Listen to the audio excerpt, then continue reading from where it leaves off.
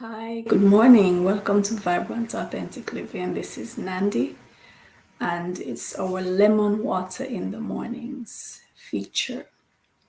And this morning, for our chat, we're going to be talking about the first child and the impact that that child has on you, and the impact that you have on that child, and the difference between how you treat your first child as opposed to how you treat all the other children that come. That's what I want to chat about after we have our lemon water feature. As usual, we have a feature in the mornings that talks about lemon water and the benefits of having that. So after the feature, I'm going to share my thoughts with you on how raising my first child compared to raising my other children. And maybe you have similarities and differences you can share with me.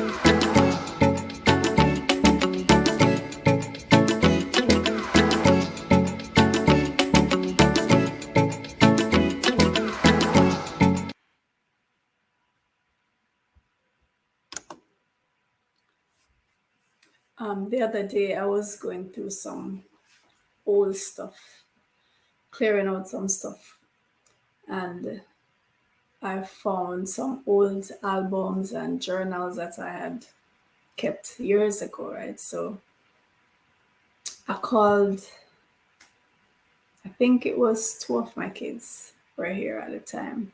No, well, it was just my second daughter. I called her and I was showing her.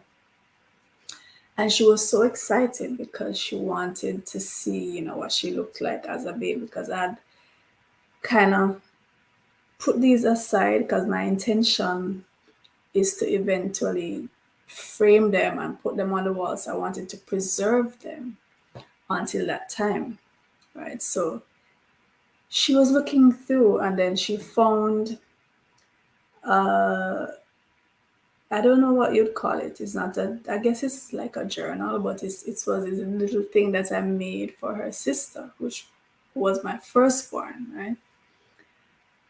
So when I was pregnant with my first child and the baby came, I started this kind of, it was a cross between a journal and a photo album kind of thing where you record all the precious moments, the milestones, and I pasted them in and I made notes, right?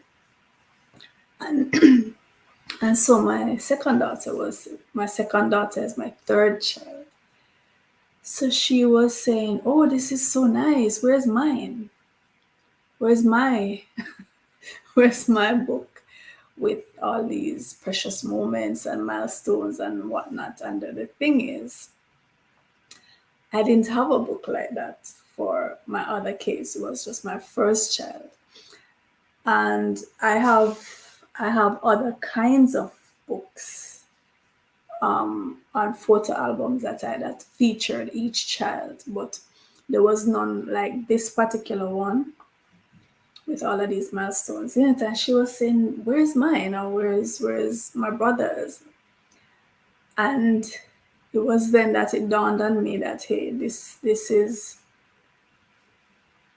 it wasn't deliberate. It wasn't like I was saying, I'm only going to do this for the first one and I'm not going to do it for the other. It just happened that way. And then I remember seeing some posts on social media, along the way in some mothers groups, some moms groups, right? And it was a common thing, and the mothers could relate based on the comments. They could relate that you have certain things for the first child, memorabilia, little photo packages and stuff, and little things that you did for the first child that you didn't do it for the others. And it's not for want, it's not lack of, it's that you didn't want to do it, you didn't feel that affection, but a lot of times it boiled down to you just didn't have the time to do it. You were just so tired from being a mother and having to take care of several kids. So by the time the second and third child comes around, and a lot of the novelty of parenthood wears out too, it's just a natural thing. The first one you're flooded with so many things. You're the anxiety, you're not sure what it's going to be like, and just the whole excitement of it. The novelty really is the newness of it. And you just put your all, well, for those who actually want the child, right? Because of course you have some persons who they didn't plan for it, they don't want it, and so they're not going to go through all of this emotional thing on the positive side, right? For them it is more negative. But you read all these books and well, in this age, you search the net, you get all the information together, you want to make sure to do everything right. And when that child comes and you just completely fall in love with that baby, you just stand at the door and look at the child. Sometimes the child is sleeping. I remember I would just go to the door and look at my daughter, how beautiful she was, and just it's like you're just lost in that. And also, me being a very sentimental person, I wanted to make sure I record everything, every step of the way, right? So my second daughter was there looking, where's my baby pictures? Where are my baby pictures? Where are my milestones? And I think I said something like, well, at that time I wasn't so much into pics, but the truth of the matter is the novelty wears off. You're into that, you're into the groove of parenting, and you're just so caught up, the time factor, and you kind of get used to it. Another thing that I realized looking back is there are certain things that I would allow my first child to do at a younger age. And as they grew, as other kids came, I wouldn't allow the other ones to do until much later. So it's like I am even more protective. It's kind of strange. It's kind of strange. You're more protective of the others. Like, I think when my daughter was 10, my first child was 10 or 9 or something like that, I would allow her to, run to the shop or to walk down to the shopping center, which it's not far away, right? And we always walk that route. So she knew the route. And with my other kids, I don't think I allowed them to do that until they were about 12, 13, right? So there are differences in that. And so it's like the first child gets the best in that sense. But the first child, to me, also gets the worst in another sense, right? Because as a mother or a father, you are so inexperienced. It's really trial and error. And sometimes the first child gets the bad end of that trial and error, right? You don't intentionally do it, but just for the lack of experience, the lack of exposure, the lack of skill. Your coping mechanisms are not as sharp, and the first child could get the brunt of that. As you age, as you experience parenthood, the other children in for the it's like it's in a stream, right? Getting better and better and better each time as the kids come. So you're better able to manage, you're better able, and you would have been maturing as you go. So your methods are better. Well, for me, it was, right? Your methods are better, your skills are better. And so the kids who come later will benefit from that. You may even be more financially stable as the kids come, and so the smaller ones might benefit from more things that you're able to get them, more experiences you're able to let them share in, all of that. So it's a give and take. It's a give and take. And the kids that are at the far end of the line, so like the first and the last, sometimes too they get the extremes. So the first will get the best and worst, and the last one, in Jamaica, as we call our wash belly. The wash belly is the last child to be born. When the first one comes, it's only them. They're an only child, so all your resources go to them. It's a similar thing for the last child. Everybody else has gone, and the last child is left. They too will get all your resources. I remember just yesterday, I was joking with my second daughter, the same one who was asking, where are my pictures? Where's my special album with this and that and that? I was saying to her yesterday, um, there was a certain amount of money that came into my account, and immediately as it came into my account, I had to transfer it to one of my other kids. So I was laughing with her, and I said, X amount of money came to me yesterday, and as it came, I transferred it to your sibling. And I said, oh my God, I'm working just for my kids. And she laughed and she said, well, aren't you used to it by now? This particular daughter of mine shares my sarcasm, right? She inherited that from me. She said, well, aren't you used to it by now? And indeed, I am used to it. I wasn't even complaining. I was just pointing out a fact. So, yeah, they do take all your earnings. A chunk of your earnings goes to your kids. But this is a commitment I made to them even before they were conceived. So as the song says, it's no sacrifice at all. That song, it's no sacrifice. I don't consider it a sacrifice because it's a commitment I made to them before they were even conceived. And it's something I've been able to stand by. I feel blessed to have been able to stand by my kids and provide for them as the needs arose, right? But I do know when I think of my first child, I do know that there are a lot of things that she benefited from just for being the firstborn. That special bond is there. Um, all of that sentimental stuff, and I had the time. She had all my time, all my resources at her disposal for about 4 years, 3 to 4 years, right? She had that. But I do know that she also, I'm using suffered.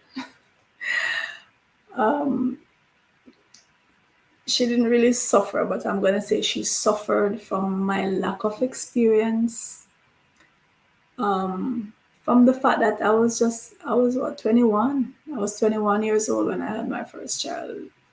Inexperienced, naive in terms of a lot of things, had the best of intentions, but just lacking the skills, lacking the experience. And she had to deal with that. So it's a give and take. It's a give and take.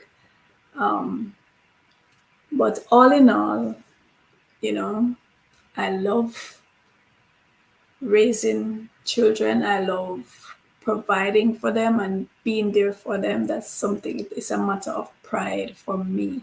And I'm sure a lot of parents can relate to that. It's a matter of pride. It's something that I don't take lightly at all. And I'm glad that I'm in the position to be there for my kids. For those of you parents who can relate to that, what was your experience like? Did you find that the first one got your very best and your worst as well? Let me know your thoughts. Until tomorrow when we have our other lemon water feature. So this is Nandi. I'm signing out. Remember to drink your lemon water.